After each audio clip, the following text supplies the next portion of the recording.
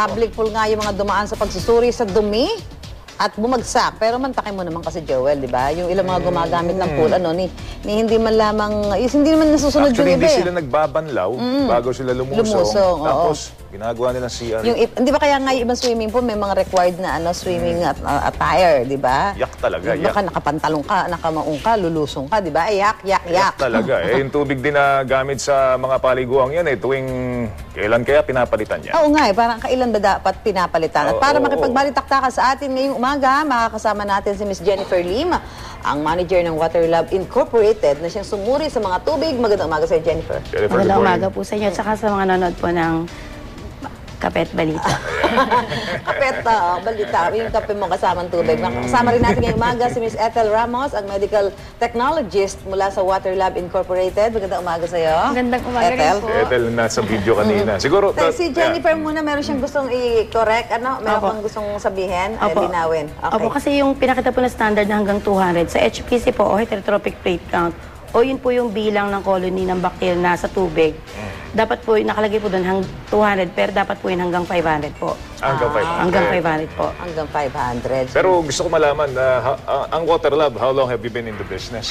Nag-start po kami as Water Lab lang po, under DTI registration po. Naghiwalay po yung partnership namin. Pinagpatuloy po namin as Water Lab Water Testing Inc.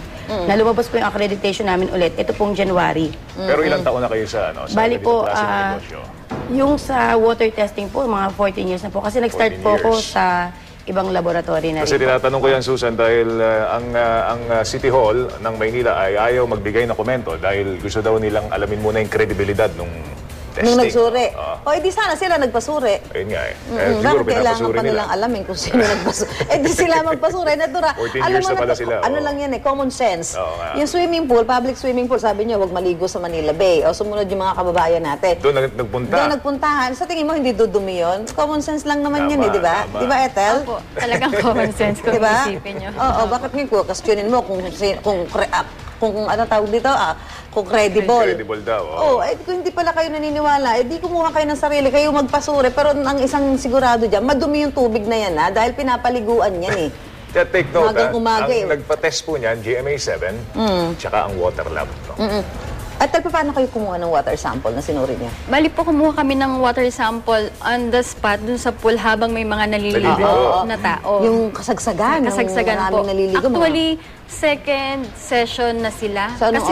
May oras pala. Opo, may oras. Every 3 hours. So, aahon ka na. Opo, ahon ka na. Ibang Then, batch palit na naman po. Opo. Yun, pagka ganon, daily basis, wala nang palitan ng tubig yun. Kung ano yung iniwanan nung first batch, yun ang papaliguan mo. Ganong karami kaya ang bawat batch? Nabanggit po sa amin, nung nagpunta kami, nako-consume po ng swimming pool is 250 persons, pero hindi po nila na-accumulate yun. Pinagbibigyan lang po nila nasa mga 150 persons. Para po makaligo daw po lahat. Para makalangoy-langoy ka na. Kasi baka magkasipaan kayo dyan pagka ganun karami. So, kumuha kayo second batch. Anong oras yun? Mga mag-11. Kapasagsagan yan. No po, 2 o'clock na po pala yun. Nakakuha ko ng water sample. Yun yung mga lumulusong na, yung sunbird, di ba? Opo. So, kumuha na kayo.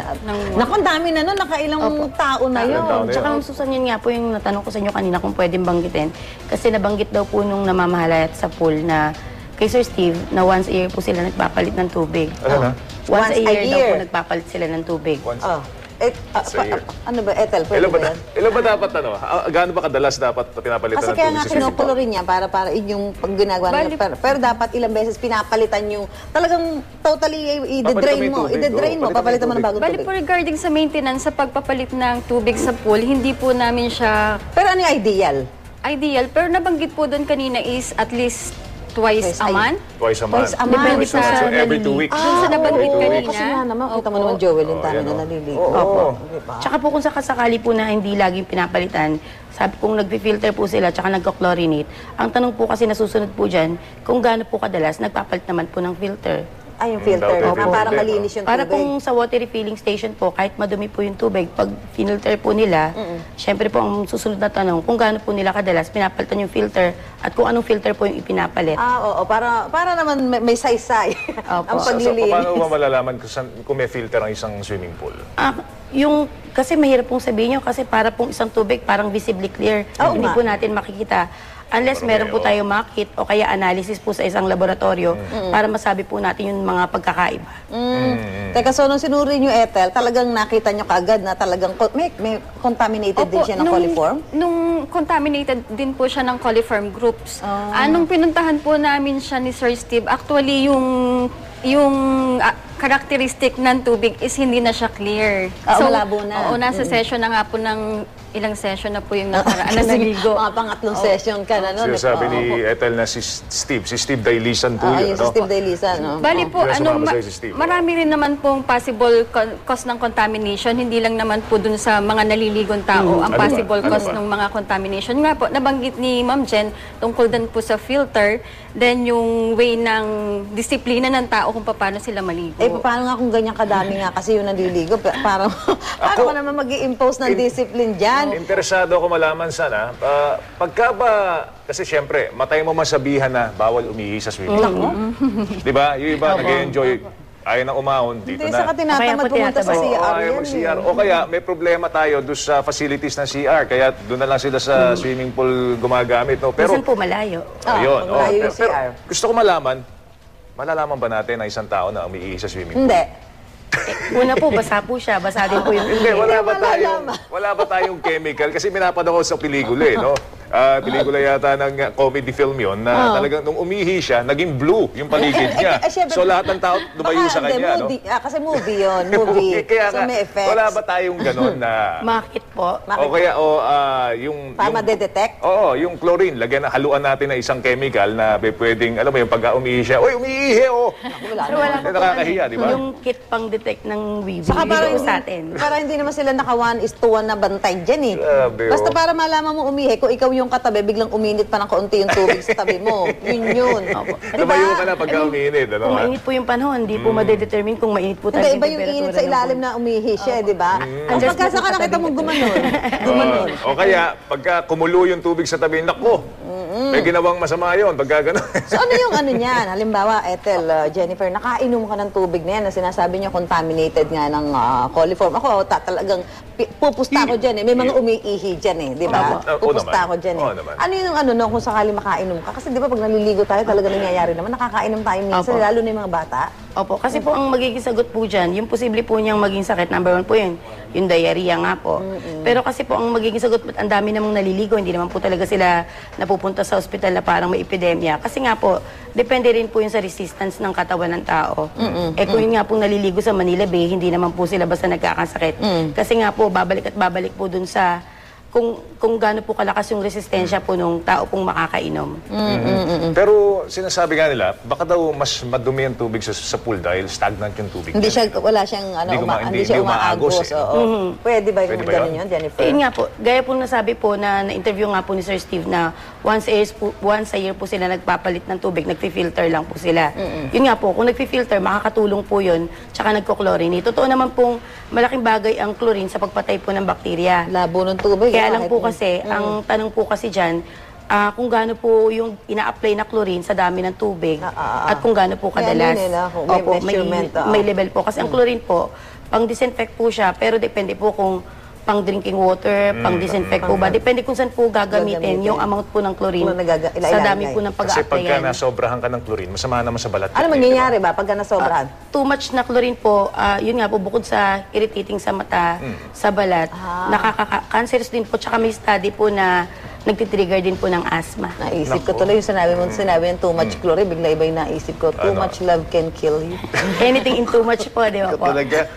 Mukhang ano, in love ka ngayon, ah. At saka, nung time din po na kumuha kami ng water sample doon sa isang swimming pool, yung dinetect po namin yung chlorine level niya is too low na po siya. Para Masyado doon sa mababa. standard. Opo. So, syempre, kaliligo na po siya sa init ng panahon, na talaga pong level below yung chlorine level. Ano yun eh, kaya Joel, kung 3 hours pinapayagan maligo Every 3 yan. hours, no? Yung mga, Bago di ng ba, bago, yeah. sabi mo, Ethel, may batch eh, di ba? Apo. Yung 3 hours, na ano na yung mga alibag mo dun. Tanggal na. Natanggal na, nababad Kasi mo. hindi ka naghihilot. Kaya nga po, acidic na yung tubig nila. Oo, kasi yan ang reality.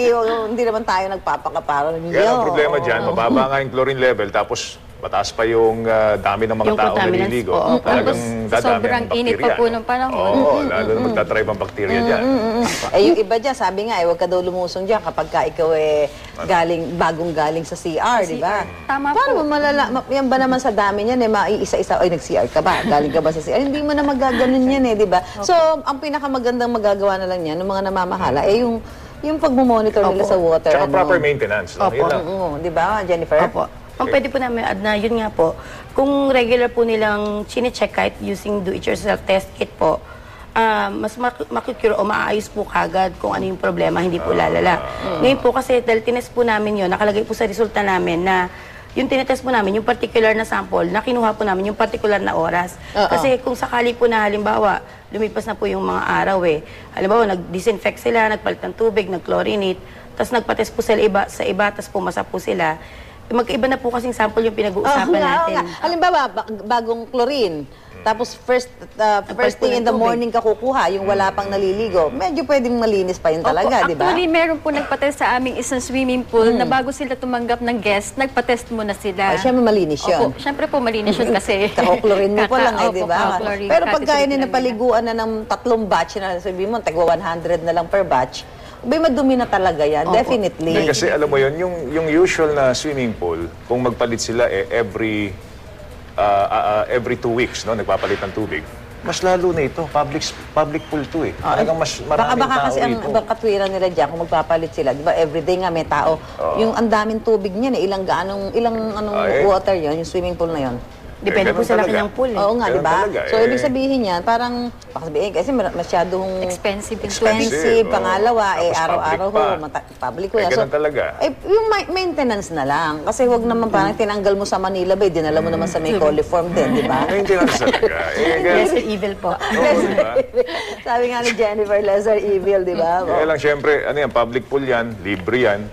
Kung gusto mo ng malinis na swimming pool, magbabayad ka, may entrance fee. So, ano Pero pipiliin mo? maano ko rin po, kasi may mga na-test po kami, kahit po nagbabayad po, private pool pa po siya. Madumi din. Madumi Opo, din. hindi rin po hindi Talaga? po rin assurance yun po kasi Bulungan hindi po mo natin ako nakikita mamaya. po talaga Alam mo, pinakasave na, Swimming magpatayo pool ka yan. ng sarili mong swimming pool. Ayun. Ayan. Pero dahil hindi naman natin may iwasan yung mga kababayan natin na maligo ngayon sa mga Kasama swimming sa pool init. dahil sa init ng panahon. Ano na lang ang maipapayo natin para hindi naman tayo makakuha ng sakit sa paliligo sa mga public swimming pool? Huwag bubuka Considering- bibig mo pag naliligo ka doon.